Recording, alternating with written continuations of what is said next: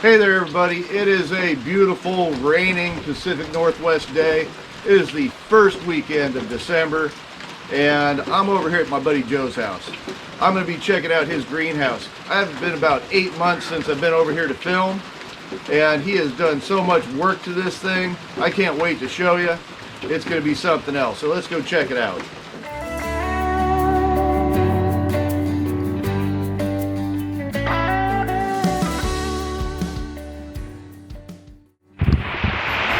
Alright everybody, so this is Joe, and this is Joe's greenhouse. This thing is crazy. It is huge. Remember, it is December in the Pacific Northwest, and he's got fruit on the plants. Tell me about your greenhouse a little bit. Yeah, it's been a year since we've been building it now, and you see it's the first week of December, and we got tomatoes hanging all over the place. Got all kinds of peppers still, banana peppers. This is our third batch off this plant. Let's take a look at that banana pepper really quick. Yeah, these things, so like I said, our third batch of them.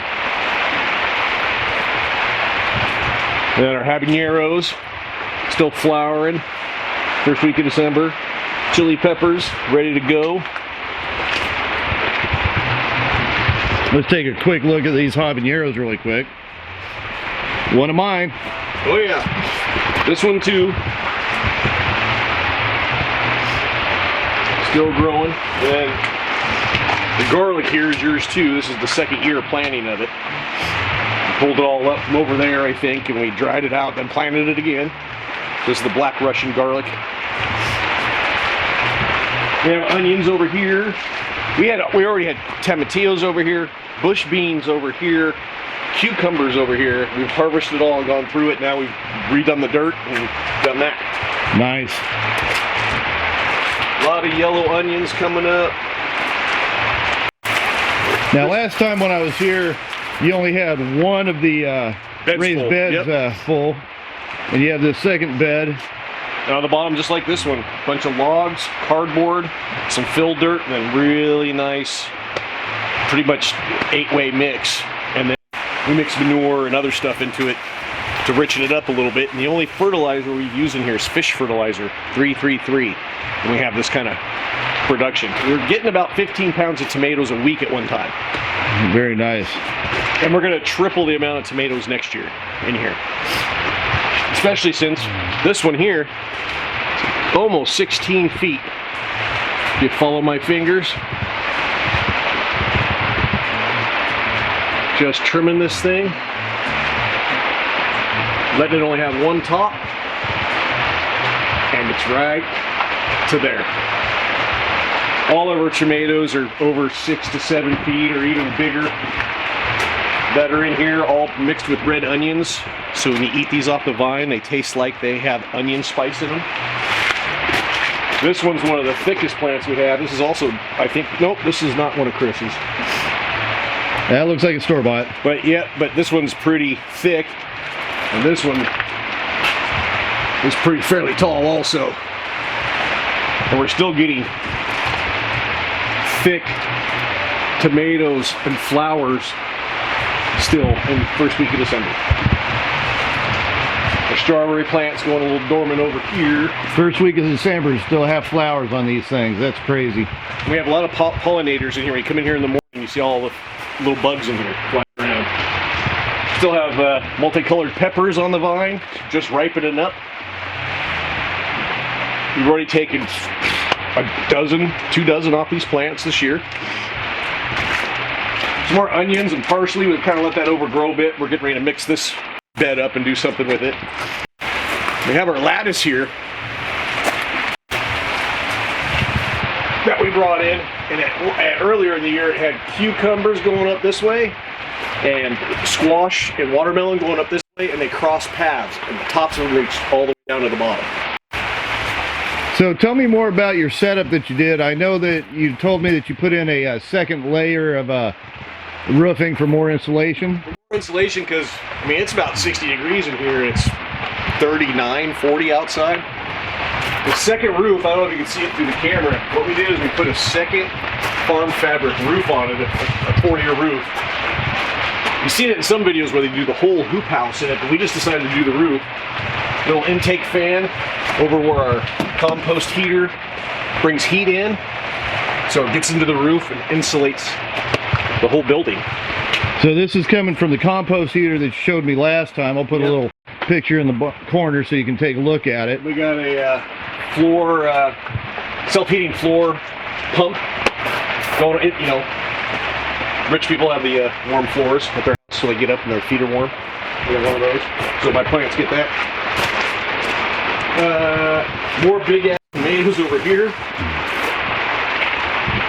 Just this one here is another great one because it's beautiful sauce tomatoes.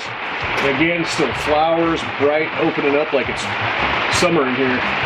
These lights produce basically all the spectrums of the sun for the most part. So tell me about the lights that you got, because I know somebody's going to ask me in the comments, you know, what type of lighting systems are you using? Well, I got these off of Amazon, and they're a Cobb LED light. You can buy one single light, or you can buy them in this group of 3. The single ones are more for do-it-yourselfers to put together bigger lights, but these are $79 on Amazon. And those are Cobb LEDs? Cobb LEDs. Okay, I'll put a link to the description down below. I'm an Amazon affiliate, so if you click on it and buy one of these things, I'll get a couple bucks and put it back into my garden. What we have this all tied into that you didn't see last time because it wasn't done was computer, turn off the greenhouse. Computer, turn on the greenhouse.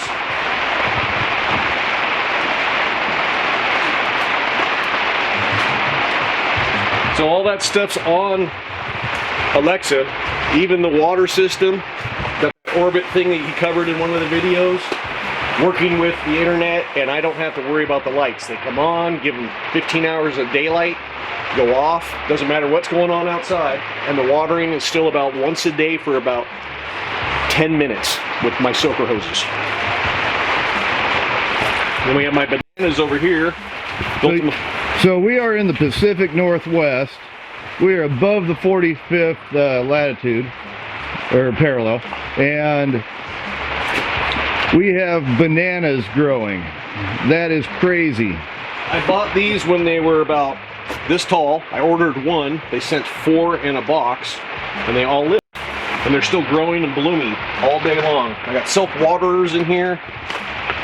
This is just hay, but if you could put your hand down in here and you get down in here, it's actually warm because the hay's breaking down, so it keeps the roots of the plant. Because you could cut this all the way down to the ground, and the next year it'll grow again. That's wild.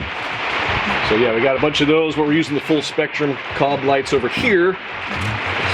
Quite a bit of heat coming off of them, so the plants like that.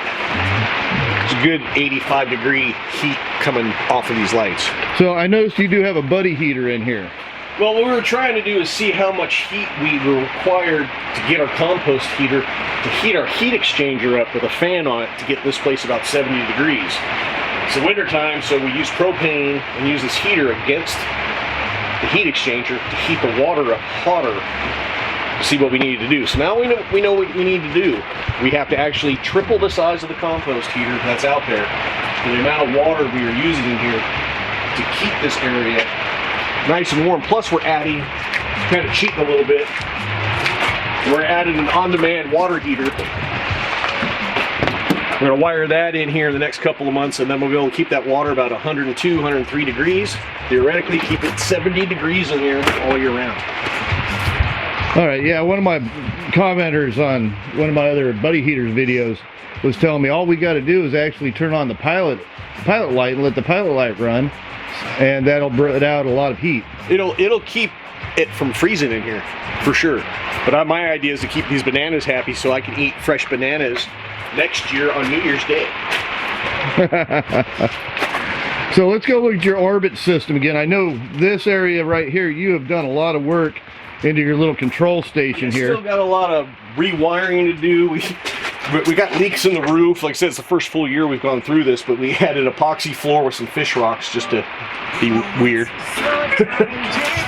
Then we have our Orbit 12 station self-water. It waters the whole 5 acres and waters the entire beds in here. We have 4 stations in here, and we're gonna add, we have another station in here for the misters that are up here. So when it got over 112 during the summer, it actually kept it 90 degrees in here with the cold water and the misters that come off our thing. So I programmed it to come on 4 times a day for 10 minutes. And you'd walk in here and it would be just mist like you have everywhere you go in Arizona, but just inside here. That's also an Amazon purchase, but I found that if you just buy these and buy the small hose, not the soaker hose, but the solid hose, it costs you about $15. You have 20 misters going all around this greenhouse. That is just crazy. Then we've insulated it, as you see, because it's winter time. Wanted to keep the warm here. But because it does get warm in here sometimes when we get those nice bright sunny days, we still have our beeswax vents cut in so the doors will open to let some fresh air in. This whole, I'll show you next year, this whole wall opens up. Lets air in. Well, that is awesome. And yeah. This is such a working greenhouse compared to what it was just 8 months ago. Yep. And you have so much fruit on the vines. Since August, we've eaten out of here every day. Something every day we've eaten out of here. Whether it's we made a sauce on demand, we've made bruschetta probably 24 times. And my wife's put stir fry together with all the onions and peppers. So we've been eating a lot out of here, saved hundreds of dollars, who knows, from the grocery store. So if you look at my past videos, you'll see this door actually opens all the way up so they can get deer in. Still completely operational.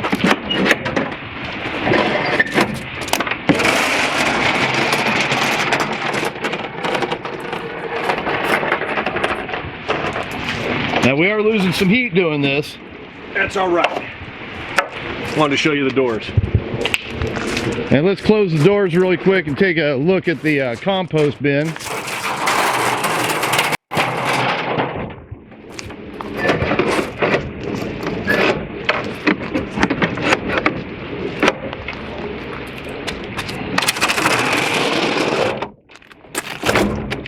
Try not to get my camera too wet out here. Yep. Don't look at my dump pile. But also in the distance, we took trees all the way, you can see, to the next set of trees, about 25 trees, because this is where the 3:30, 4 o'clock sunshine is in the spring and summer. So we took a lot of those out to do that. This is our compost heap. We already went through 2 full piles of it with hay, our compost, our everything, chicken scrap from the kitchen. But we found that we're going to have to make this 3 times as big to get the amount of heat energy we need in there for self-heating water. So you need this 3 times as big, and you have tubes underneath? Yep, there's about 150 foot of 3/4 inch black pipe in here in a figure 8 with all the compost piled up. It's zip tied to these posts, so they're separated, so as the compost breaks down, it still touches the pipe and doesn't squish the pipe down. Because I tried to do a compost with just a barrel to get a little bit of heat out of it, and it was just not big enough. You need a lot more, because we had this even up to here, and the warmest we got it, I think, was 68. So 3 more of these, we should be right in the 80 to 90 degree heat as long as we keep compost in there. So it takes a lot of compost in order to get the heat going. Yep. We get a lot of bales of straight straw. I think we've bought 30 bales of straw so far this year. This is the last bundle of it breaking down. And that's a lot. That's a lot of added cost to your garden. It is a little bit, but see, that's why we have this area where we took the fence down to take this big ass tree down, because this area we're going to start growing our own stuff outside. It's going to be twice as big as the greenhouse, but stuff we can maybe grow ourselves and have more compost to add to it, so we can take that cost down out of it. Exactly. Because this is all trial and error. What do we need to do? So whatever we need to do for this and in there, we're going to do out here during the growing months. All right. We've got a dang tree down there we got to get rid of first. Let's get back inside. I'm getting wet. Stand, Billy.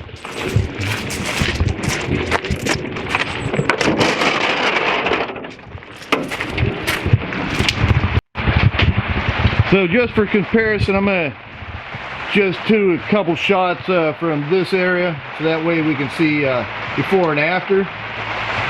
Here's the before.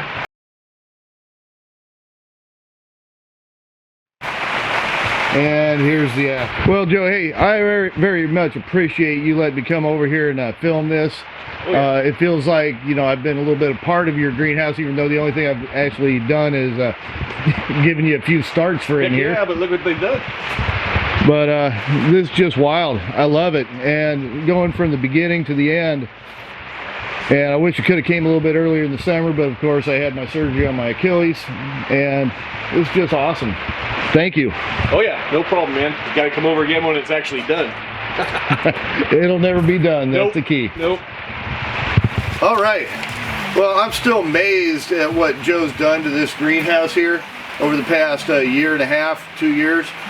And this is a very good working greenhouse. Joe and me both work full time, so everything that we do is on our own off time. And gardening's a hobby.